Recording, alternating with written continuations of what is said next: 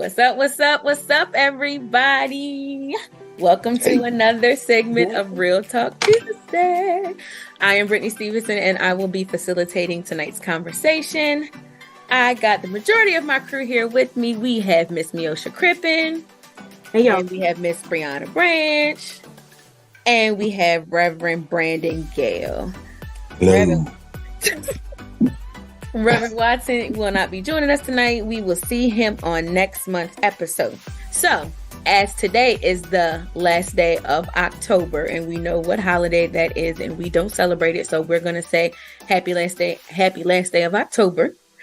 And we're getting ready to segue into, the end of the year. Can you guys believe that it is literally about to be the end of the year? No. That's chaotic. So we're getting ready to segue into our celebratory months where we're celebrating Thanksgiving and we're celebrating Christmas, and then we'll be celebrating New Year. So while we're talking about, those times of the year bring about a lot of events. They bring a lot of family. When you think of Christmas and Thanksgiving, you think of family and food and fellowship and things like that. So we thought it appropriate to talk about family dynamic, what it used to feel like and what it used to look like, as opposed to what it looks like now. Because the majority of us on here, shade at Brianna, are old enough to remember how things used to be 20, 30 years ago, and as opposed to what they feel like now. So let's just have a little conversation about that, shall we? So before we get into it, what exactly is family? Like, what is family? Anybody? Don't know what jump at what? Well, we thought you was going to, tell us the formal definition. Well, I was just thinking, like, what do you we know that you have it. I do. I have the formal definition of family. Family, by definition, is a group of one or more parents and their children living under, the same roof. It's also a group of two or more persons, related to each other, living under the one roof. So that's when, you basically, it structures as people that are living under the same roof. But when I think about family, my family, we don't all live under the same roof. So that's why, what is family to you? What does that look like? So that was why I asked, but you guys, y'all not with me tonight. I ain't got no help tonight. Oh no, I can say. I think, what I think is family, of course, family are those that you are related to by blood. That's what we call our family. Mm-hmm. But on a more personal note, I feel like you can create your own family. Thanks. Because you have friends that may be closer to you than those that are maybe in your own house or that you grew up with, or that that you may be closer to you than your cousins or brother or sister or something, So I think family is really is what you call people family because of how you feel about that person, the closeness about it. It doesn't have to necessarily be blood, but you can trust that person. You have best friends that you call your family. You have people that that you look to for mentorship and that you can call and you can depend on. Mm-hmm. You may not talk to them every day, but at the end of the day, if you call them, they're going to be there for you. That's family. So I think family is what you really identify for yourself. People who can be people. Anybody can be family if it's about the relationship. Mm-hmm. Yeah, absolutely. So I'm glad you said that. So what you described is by definition is what they call extended family. So that person, those people make up people who are not biologically born to you, or you're not biologically born to them, but they're called extended family. By definition, they said there are several types of family. There's the nuclear family, which is the family of the parents and the children. There's step family, which is, where there's a stepfather, a stepmother, a stepchild, which, now people don't say that. They say bonus, or, there's single family where there's a single parent and then the children There's childless, excuse me, that's a bad word. Childless families where you might have a mother and a father. Well, they're not a mother and a father. You have a husband and a wife, but they don't have any children. There's grandparent family where you have the grandparents that are taking care of the children. And then you have that extended family where you have the best friend that you grew up with down the street that is now closer to you than any brother could ever be. So those are the different types of families. So like, while we're talking about family, what do you think contributes to the family, overall family dynamic? What are some things that you think, contribute to the overall dynamic of a family? I think it looks different for different people. Mm-hmm. For myself, growing up, I always had my mom and my dad and my sisters, when I was younger and I was growing up and I didn't have any brothers. But, as I got older and, my best friends, they became my brothers. You know what I mean? And that's the extension. That's for real. They call my parents moms and my dad pops, and blood went and make us closer. And, I have another brother, and he has a wife and children, and they my nephews, and that's my sister, and blood went and make us closer. So, it's definitely about the relationship, but I think it does look different, for different people. And I don't even like that word extended family, because family is family. Yeah, it's family. I understand by definition that's what it means, but like, if I call you family, it's not about you being extended or nothing like that. If I'm close enough to you to call you my brother, to call you my sister, that means you're family. There's nothing extended about right. Because the we're truth going to of be the like, matter this is my extended brother. Right, right. You just brother, you just sister. Right. These is my extended cousin. Right. Because at the end of the day, and I think I speak for maybe the majority on here, but there's some people that I'm more closer to than people in my family. Facts. You know what I'm saying? So I'm to you that are by definition is my family. I believe that, so. Okay. So when you think of family, in families, there are certain roles that people take on. And they gave, when I was doing my research, because y'all, ADHD kicked in for me and Miosha was laughing at me earlier, but the hyper focus was real. And I was really intrigued by this. So by definition, they had family roles. They have peacekeeper, they have the scapegoat, they have the caretaker, they have the mascot, they have the hero, and then they have the lost child. So, I did my due diligence. So when you think of the roles of family, when you think of those terms, what do you think you play in your family? When you think of the mascot, or when you think of the hero or the lost child or the caretaker, when it comes to the dynamic that you have with your own family, what role do you think you would play? And I'll give you guys a moment to think about it, because I thought about it. So for me, I would be, I'm definitely a caretaker in my family. So, I'm the middle, when it comes to my cousins, I'm the middle cousin, but I'm the one that kind of, they call, whether if it's the older ones would call or the younger ones would call. I'm the one that looks out when it's family vacation, it's like, okay, let's, because Brittany's gonna make plans for us, so we don't gotta worry about it. She's gonna tell us what we're gonna do, or it's we're gonna have this family event, Brittany's gonna take care of it. So I'm the caretaker. I'm the one that's checking in with everybody. I'm the, and sometimes it's a heavy lift to be that person, but I also, I love my family. And when you are surrounded by people that you love and you don't mind playing that role, it's fine. I used to say that I was a peacekeeper, but I'm always ready to wage war. So, I'm not keeping the peace. So yeah, I would definitely think I'm more of the caretaker. Anyone else? I agree with you. I'm the caretaker of the family. Everybody always knows that I'm the person who always has the answers. If I don't have the answer, I'm going to find the answer. If I can't find it, I'm creative. I am that person in my family, and I have been since I was a very young child, right? So the responsibility doesn't go away just because you get older, but it's okay. It's a charge. And I accept it, and I love my family, and as long as I'm around, I'll be caretaker. Okay. Reverend Gail, Brianna.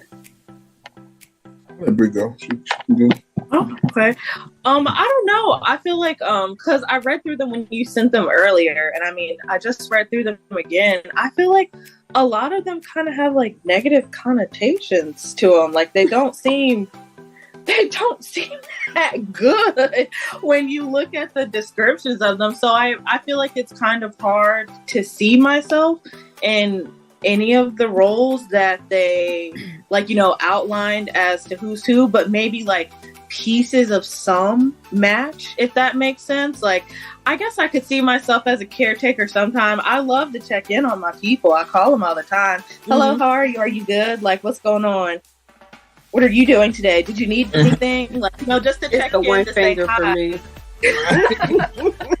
Because that's the one thing. We don't need to go through all five. Just give me you ain't got opportunities.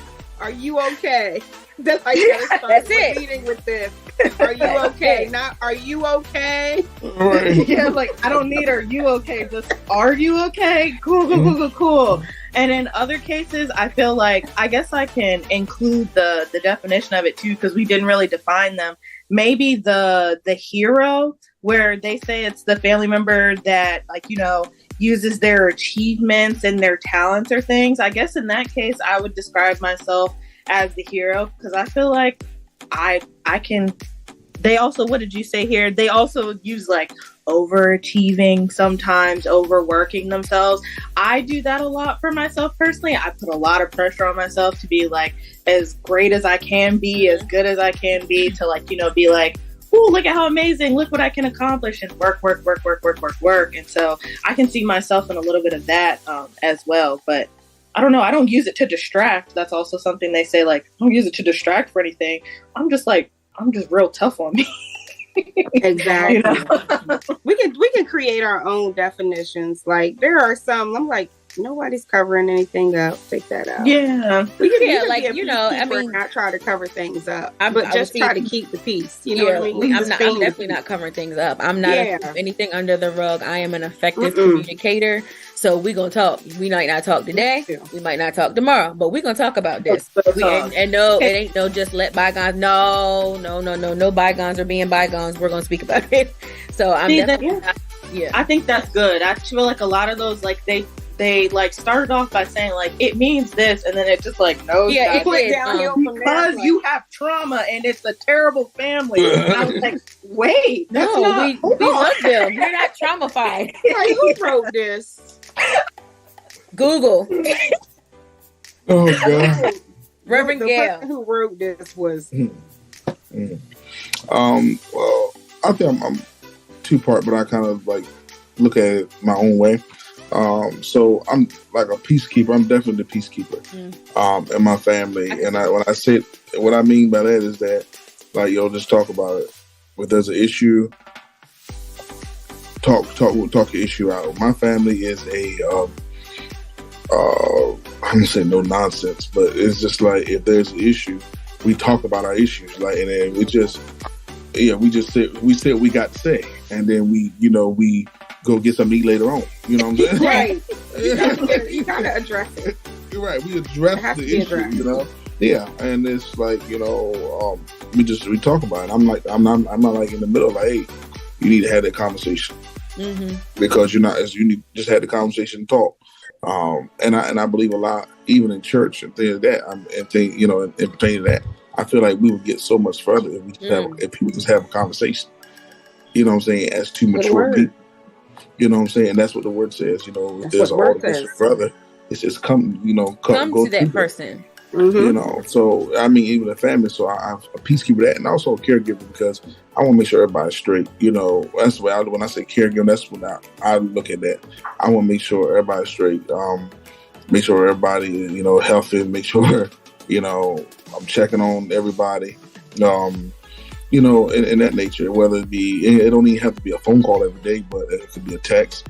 It could be, whatever. It don't have to be necessarily a phone call, but you want to make sure, so everybody's straight in the family. So those two pretty much resonate with me. I could definitely see that. So For sure. Now that we've talked about the role that we find ourselves playing in our family, let's talk about a little bit about our own personal family dynamics. Like, what was the household like? What was, as far as the size, did you grow up, in a big family, small family? We're going to share a little bit about our own personal experiences at this time. So, and again, I'll go first. For me, I remember it was me and my mom. And then, it was like a multi-generational household for at one point, because my grandma was there. Then it was me and my mom. And then it was my aunt and her two children. It was my cousin. Everybody knows my cousin Taryn and Tamara. And so it was us in the household all together at one point in time. And so while I am biologically the only child to my mother, I got to grow up with, I grew up with my cousins who were like my siblings, because we were all in the same household. We're getting in trouble together. We're having, we're outside playing around together, and to me, and one thing about my family is that my family is going to make sure that we're family. And what I mean by that is that ain't no, oh, you mad at your cousin, or you mad with this one.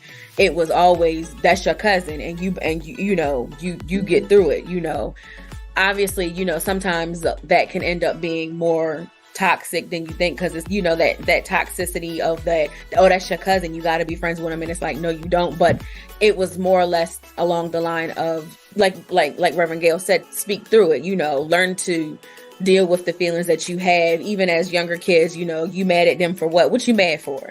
Oh, because they took your cookie. Okay, apologize for doing that, and then work through those problems. And that's the reason why I'm as close to my cousins as I am. People say that all the time, like, oh my God, you guys are just always so close. Y'all always doing stuff together. Do y'all always got to do stuff together? Yeah, we do. Like, why you mad? Like, so yeah, that was my family dynamic. I can talk about mine. That's cool. Let's see where to start. I guess they want us to all sit and stare. No. So family dynamic wise, it's always been like, me, mom, and dad. In the beginning, there was also like, grandma and aunts and cousins when we lived in North Carolina. So I grew up having like certain cousins that I saw as older siblings, because I was just around them all the time, and I was like, yeah, that's my brother, and we're gonna hang out, and I'm gonna stick to you like glue, because that's how close we are, even though there's the largest age gap between us, so I couldn't always hang out. And then when we moved to Maryland, it was me, mom, and dad for a while, so I had like that only child dynamic. Lovely little dynamic, absolutely beautiful. And then I got a sister later on. I got my own actual little sibling. Did I ask for her when I was 4? Yes. Did I get her when I turned 11? Also, yes. But it was amazing. It happened. 11, wow. We were there for that. Yeah, we were. I remember that. It was a really cool shift to have, something that was like hard to adjust to, but yeah. I love being a big sister. Like before, like I said, I used to see myself as like a younger sibling, so it's just like kind of la la la la la. But then I got to be like a big sister, and it was really cool. There was someone who thought of me as like, this cool older person who's kind of a role model they wanted to hang out with all the time, and so that was exciting. And I love that. Our family dynamic has always been a little small. We have the extended family. I feel like church people also became like my family, because we were so small. And yeah, our family was like, our family is all the way in North Carolina. We're in Maryland. So like church people also became family. And I don't know, it's always just like been one big little bundle of love. It's been great. I love it. I think it's amazing. So all you need is love. All you need is love. Okay. Well, I'll go next. My family was, we were simple. It was me and my older sister for a little while. And we did grow up. We grew up in the country in Virginia. So I don't know if y'all know about the country in Virginia. Is she from the Eastern Shore of Virginia? Early 90s. But baby, the struggle was real down there. Okay. She's from the Eastern Shore of Virginia. it was real for everybody. So I tell people all the time, like, we didn't know we was broke and stuff because everybody around us was the same way. Right, That's true. It was all the same. You know what I mean? So we just made do with what we had. We had family. We had food, you know. We had fun. It was just easy country living. And then my mom and dad, they decided that they wanted to have another child. I don't know where that came from. Like, I was 7 and I was like, what is this? Right, I'm not the baby no more. Like, it's traumatizing when you get that news. I remember we were sitting at the post office, and my mom told us, and you know, then I had a baby sister, and then just like Brianna says, you know, it's like then you just have this charge automatically. It's like, you're not the baby. This baby is 7 years younger than you. Like, you are this child. That was my child, like, till this very day. And she's like 31. Y'all know that Booby is my child, right? Mm-hmm. So it was like, I just felt like I needed to be a good role model for her, right? That was my baby. So, you know, we still are very much a family. We eat dinner on Sundays. You know, we hang out all the time. I just love that we can sit at the table, you know, and just enjoy each other's company. And I feel like, you know, people have gotten away from it. But that was one of the things that we've always done. So, yeah. Miosha is the dreaded middle child. So I am sorrows and prayers. Dreadful about my middle child. Sorrows and prayers. It's a tough situation, though. I tell you what, it ain't for the weak. I don't even have no time to explain my family dynamic, but I'm gonna give you the short version. So you gonna cut across the field? I'm gonna cut across the field. Cut across the field, Brandon. I'm gonna cut across the field. So me, my mom, my stepfather, my grandmother, and my twin sister in the house. My stepfather came in our life when we were 5. Yeah, 5 years old, and we had the dynamic where, you know, we ate dinner every night together. Like, that's where I grew up. We ate dinner every night together. You know, they would get us up from school. We go to school. But it was just me and my sister, me and my twin sister in the house, and my grandmother. And so because we're twins, like, we start together. It was not nobody coming along. You have your person. Yeah, we start together. So, you know, so we've always been close. You know, always cut up. The way you see us, everybody knows the way you see us now is the way we've always been. Of course, you know, with kids, we had our fights and stuff like that. But the way you see us now is the way we've always been, pretty much. So I used to get in trouble for my sister. She used to get off the hook. I to get her beatings for her, you know, stuff like that. Honey, and you got whooped back in the day. You know, yeah, we got like child abuse today. Yeah, these children get talked to. I didn't get much beatings because I had the gift of finesse, but that wasn't enough. No, we got tore up. Finesse not. Right. All I needed was one. Right. That's it. All I needed was one beating, and I knew that I would never get another one. Right.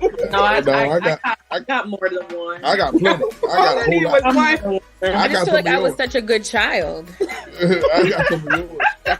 Yeah, but yeah, that was our dynamic. We grew up together, and you know, me and my sister, we still tight. You know, we so real close to my mom, close to my stepdad. We talk just about every day.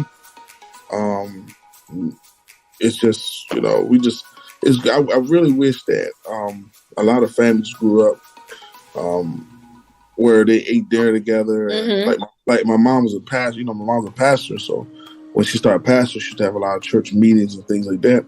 And so me and my sister and my stepfather would eat, and then he would sit up and wait for her to get home from meetings or wherever that, and then they would, you know, he would just sit there at the table and talk to her while she was eating her dinner. So that's the stuff I saw. Real cute. That's precious. That was stuff I saw growing up. You know, I'm not saying that our family, you know, we had our, God knows, just like every family, you have your every family. You know, but it's just like little stuff like that you take away from me, and you wish that you know, families would do that even now. But yeah, that was my family dynamic. We, you know, I thank God for how I was raised. Me too. when I look back and just being grown and doing this life, I thank God for how I raised. You know, we struggled a little bit, but God always provided. And you know, when you have that, you're more appreciative of the blessings, and where you're at. You know, but I'm sorry, I might be a little bit long, but that no. This is what you did better than I thought you would. Yeah. Listen, I just start reflecting. I ain't throwing no shots because he's think not of on the here. goodness of Jesus. Come on, somebody. Okay. And hiya! Oh Yeah. my God! Listen. Give that man a mic. So, what you started singing on here? That what you just spoke about and what we all were just speaking about as far as the family dynamic, our family dynamics. Now, mind you, the youngest one of us on here is in her 20s, and you know, a few of us 20s. We're not talking about it. The few of us are a little closer to 40, and that's all I'm gonna say. So when you think about the way. When you think about the way that we grew up, and even Brianna, what do you think is missing in the family dynamic today?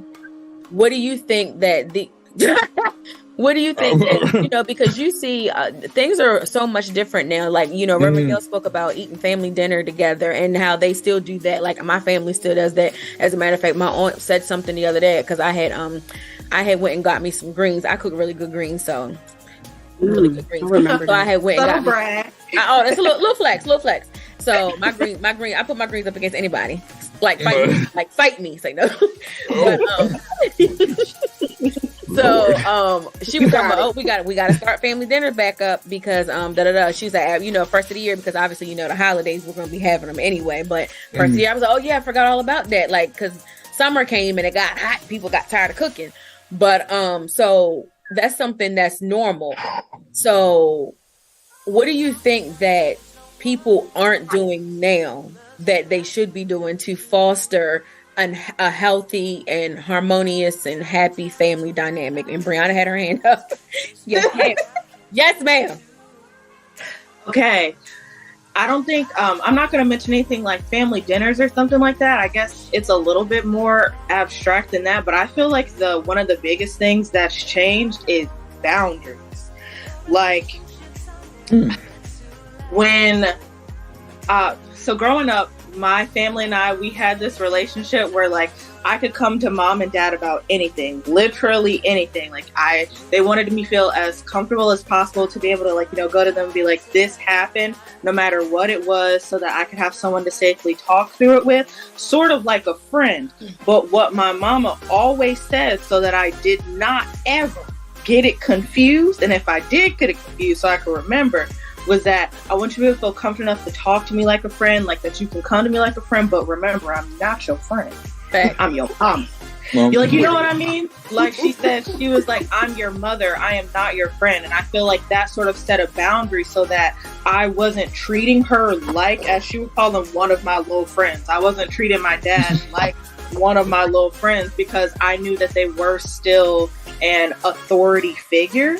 And on top of that, by having that boundary there, I think that there was also the boundary of like, that's mom and dad and I'm a child. So in return, they didn't put a bunch of stuff on me because I was also a kid. Like they didn't need to put a whole bunch of heavy things on me and expect me to be able to deal with them because like that wasn't my place to do so. And I feel like that's kind of lost in some of the family dynamics now. Like some of the friends that I've like, you know, gotten to know as I've left Salisbury and stuff, they've said that their parents have just like placed like all of this weight on them and expected them to be adults as children. And like that has to change the family dynamic immensely because you have to grow up a lot faster. You're trying to deal with like things that you're really not equipped to deal with like as a small youth.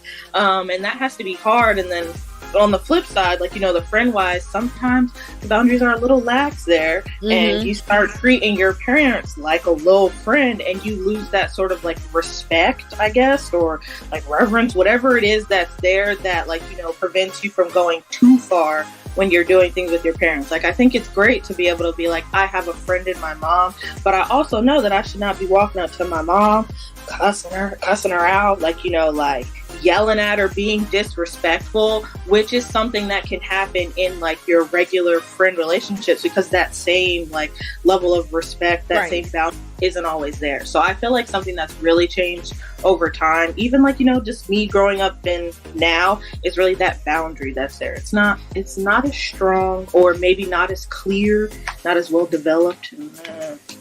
That's good. That was really good. I agree with definitely the boundaries, because I see it now. Like I work at a school, and you'll see the parent come in with their children, and the children are, well, and I say children, but they're 18 and 19 years old, but they're the disrespect. The children. I would have, yeah, they're that. But I don't think any of us would have any teeth. Like, cause I know I wouldn't, and I'd like mine. So I'm glad I kept on to them. Like shut up, mom. Like, and I remember, and like, I don't know what got up in me. It was like, you know, I was like, whoop, like, and before I knew it, I'm like, wait a minute, Brittany, drink water, mind your business. I don't got nothing to do with you. Run away. But like, it was just like, wow, we can do that now. Like, people can cuss their moms. Like, that was the craziest thing. Like, I literally was sitting there and like, and then, you know, just like it took a real weird turn, and I'm like, yeah, I'm 911, what's your emergency? I'm ready for them to go. But yeah, so that was that. So another thing that I think has changed in the family dynamic is that people now actually are talking about more things. You know, that age-old saying is, what goes on in this household stays in this household, is no longer the norm. People are talking about the traumas and the things that they experienced, but that's created another level of an issue, because they didn't want you to know that Uncle so-and-so was, you know, messing around with the little nieces and stuff. They didn't want to talk about that. But now people are talking about that, and it's good that they are. But it's also making the auntie that covered it up mad. So it's a lot of that. The peacekeeper. Yeah, she was.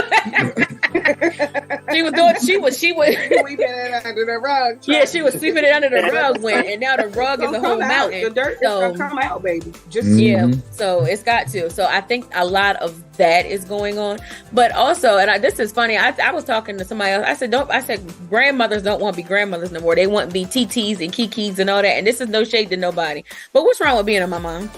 What's wrong with that? You know, you ain't got to be a glam mom. You got grandchildren, and that is a blessing. That is a blessing that so many people have not been afforded. Own it. That's right. Thank God that you lived to see it. You know, I can't wait to be somebody's grandma. My mom. I cannot. Well, I can wait, but I can't wait. You know, I don't want to be Kiki or Kiki and PT and all that. I'm my mom, and get over here. Come pick these bees with me. So speaking of that, I think that we've lost the respect for our elders. I think that, you know, I remember, you know, like I said, picking beans. I remember cleaning crabs with my grandmom.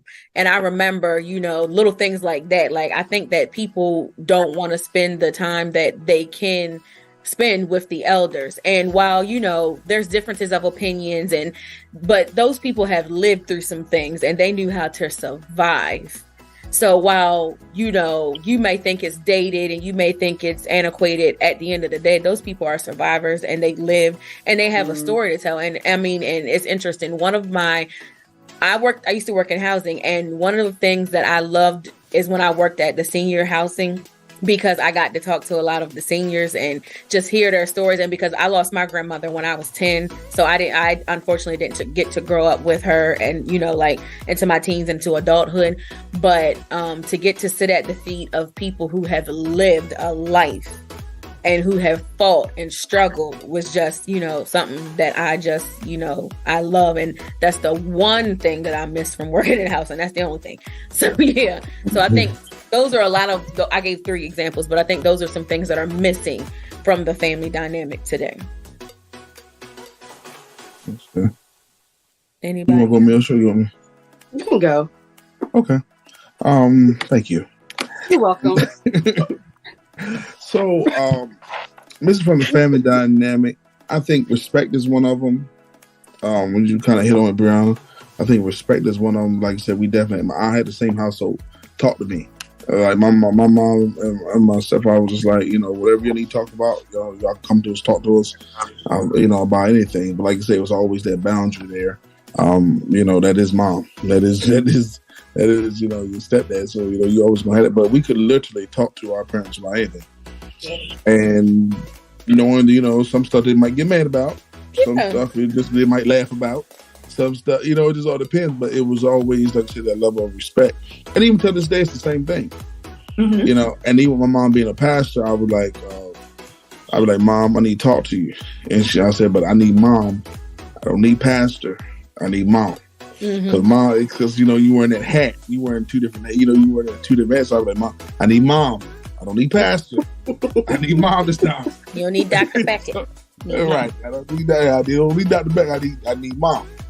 And she's like, okay, well, what is it? And so we just talk or whatever. And that's the way it always been. I think what's missing from the family dynamic is spending time with each other, especially. Especially, we live away from each other, but it's nothing to come home. I don't can't get home fast enough sometimes. Right. You just, you got to come home and spend time with your family. Your parents are not going to always be here. Like you mentioned, I have a stepfather, but my real father was in my life. My biological father was in my life. He died when I was 15. My sister when I was 15.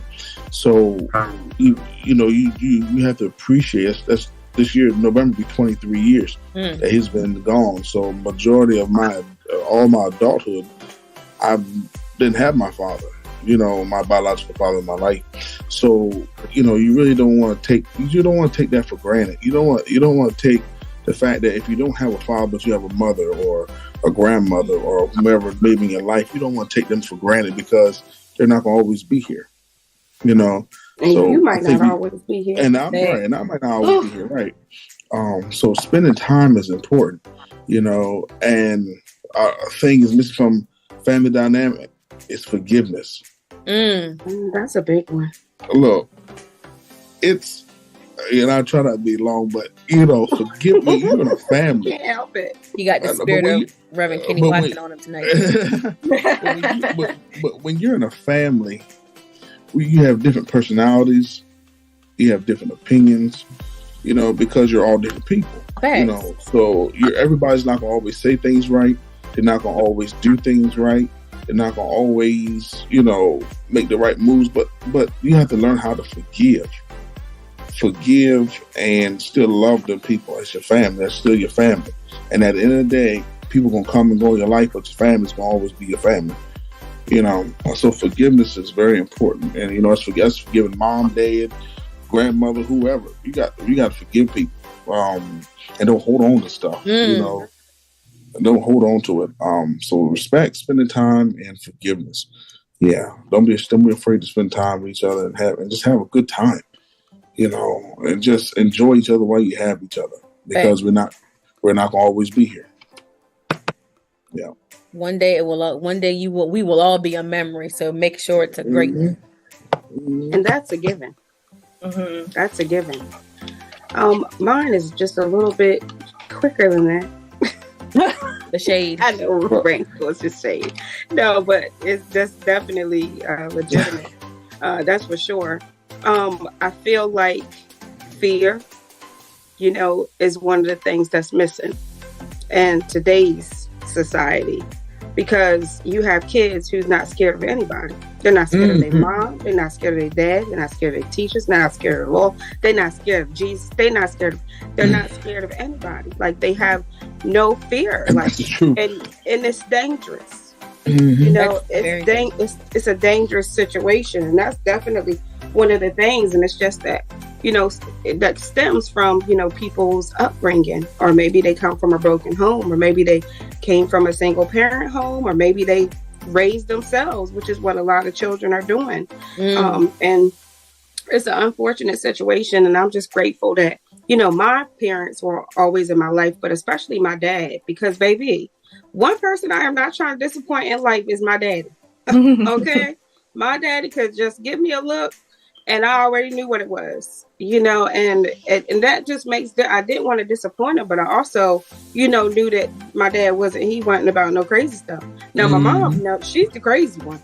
I wasn't about to do nothing crazy because I didn't want to get the Scorpio wrath. Okay, no, that was my sister. she the one pushed the envelope. Me, I was the good child. Okay, I didn't want no problem from nobody. I got that one beating. That was enough. Okay. But I think children these days, they just don't have that, that fear of anything. And that when you don't have that fear, it's like you have no consequence and you just do anything. And it's an unfortunate situation. It really is. So okay. So real quick before we wrap things up, thinking of, because we're all at that age now where either you're starting to have family, you have family, like your own family, you're creating your own, or you're getting ready to create your own, or in Brianna's case, she might not be there yet, but maybe. I'm mad she singled you out. 10 years from now, when you're starting to think about that, when you think about this conversation and you think about the things she got a house full of kids running around. Right. A bunch of 50, 11 children. When you think about the things that, we appreciate about our own family dynamics, what is one thing that you are going to take to make sure that take it to the family that you're creating or you have created? What's one thing that you're going to take that way it will foster overall happy and healthy family dynamic? Anybody? I'm going to say love. That the children in my life, the family in my life, the people in my life will never have to question whether or not I love them. Right? That's right. I tell them, my babies, they tell me all the time, love is an action word. You can't just say it. You can't just say it, right? It's an action word. So you require some things. You can make somebody dinner. You can take them somewhere. Like, you can pray for them. You can give them, it's an action word. It's just the simplest things. But when you feel loved, you different. You navigate life different, right? Somebody, you like, okay, love, peace, joy, the fruits of the spirit. Like, it all goes together, right? It all goes together. So I just never want to lose that. That's something that I take with me wherever I go. Okay. Anybody? Well, that's good news. That's we're kind of looking at the same way because, I'm not sure like how everybody grew up, but you didn't hear the word growing up. I didn't hear the word, even though I knew it. I knew that. I knew my mom and my stepdad, they loved me and all that because of their actions. But I didn't hear it. Hear it, right? And that's nothing against my mom because I love my mother. That's my mom is my that's my road dog. So but it's just that, and I realized because it was because of how she was raised. Yeah. From my grandmother. My grandma wasn't like a real lovable, like a lovey-dovey type person. She was my dog. My grandma was like this. Me and my grandma was like this. But one thing I made up my mind growing up, and I said, if the Lord ever bless you with children, and He did. It's be fruitful and multiply. You're right. They never would have to question whether I love them or not. Because not only am I doing my actions, but I'm going to tell them. Yeah. I mean, when I talk to my children, I go down the list. I go down my list. Every one of my kids, I FaceTime them, call them for that. If I always let them know, I love you. Or I just text them, for my older ones, I tell them, I love you, think about your dad, love you, have a good day in school, blah, blah, blah, I love you. It's always, I love you, and that's whether, they done something to upset me or whether, I've done something to upset them. They'll never have to know. Okay, and I love you. And I'm gonna take your TV away. And that's I love you. I love you. You're not getting no candy. Right. And I love you. I love you. So that's one thing that they never have to question. Does my dad love me? They'll never have to question it. So yeah. Brianna. I guess I agree with letting them know that I love them, that the love is there, and I feel like it's because it encompasses everything that you would want to have in your family. Like when you love someone, you want there to be open communication. You want them to be able to feel like they can come to you for anything. So I feel like that's the one thing, to know that they are loved. I'm gonna say it, and you're gonna feel it. That's it. Because I love that. I love you, Brianna. I love that I've had that. So to be able to pass that on, that'd be amazing. That's what's up. So mine is a little different because I'm going, because love is action. So, I'm always show love and you're going to always feel love.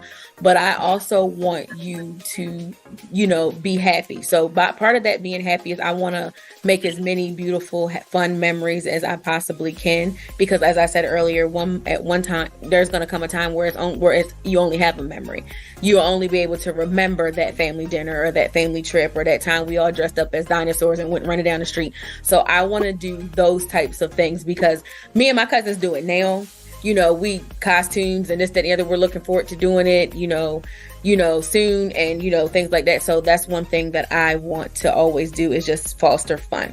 So to wrap things up in Real Talk Tuesday fashion, we always have a quick fire question. So today's question is, since it is the last day of October and we all know what the last day of October is, what do you think that Americans spend during this holiday that they celebrate on the last day of October? The winner, closest ones that get to it, will receive either a Cash App or a gift card from me. So the question is, how much money do you think is spent on this holiday? Like per person? No, like for the year. Like how much money do you think Americans spend during this holiday? Oh, as in the whole U.S. Yes. Okay. Don't come to me first. Thank you. Anybody else? I know there are some people that are really into it. Yeah. Right. I'll say 2.5 million. Okay. Anybody else? I would say 2.6. Y'all are so right. Okay, the Price is Right. Hold on, because maybe y'all should have come to me first. This for the whole America. This is for the whole entire United States. All of it. It's more than that. I'm sure. It's more than that. Okay. The whole United States of America. Okay, so I'm okay. Come on. What are you guys thinking? So it's my go now. No. They said Brianna, go. Okay, 3.5 million. Done. Okay. Does anybody else want to change their answer? No. I'm gonna say 15. 15. I was 3.5. Reverend Gail? I'm not changing it. It's what it is. Okay. So according to the National Federation, America spends $12.2 billion. Billion with a B as in Brittany and Brianna and Brandon. $1 billion during this holiday. Some people go all out for this. So I guess that is like on costumes, decorations, candy, parties. I mean, because I've seen a lot of parties for this holiday. So but I just thought that was when I saw that, because again, my inquisitive spirit took over and I just started Googling stuff and I was like, you got to be kidding me. I didn't even think people spend that much on Christmas. I feel like when I looked it up for Christmas, it wasn't that much. So like, what is y'all doing? They love Halloween out here. People go to like multiple parties, like so they get multiple costumes. Yeah. I mean, the only thing I like about this holiday is I like the whimsy of dressing up, of getting to be something else for, but I mean, I guess you could do that any day.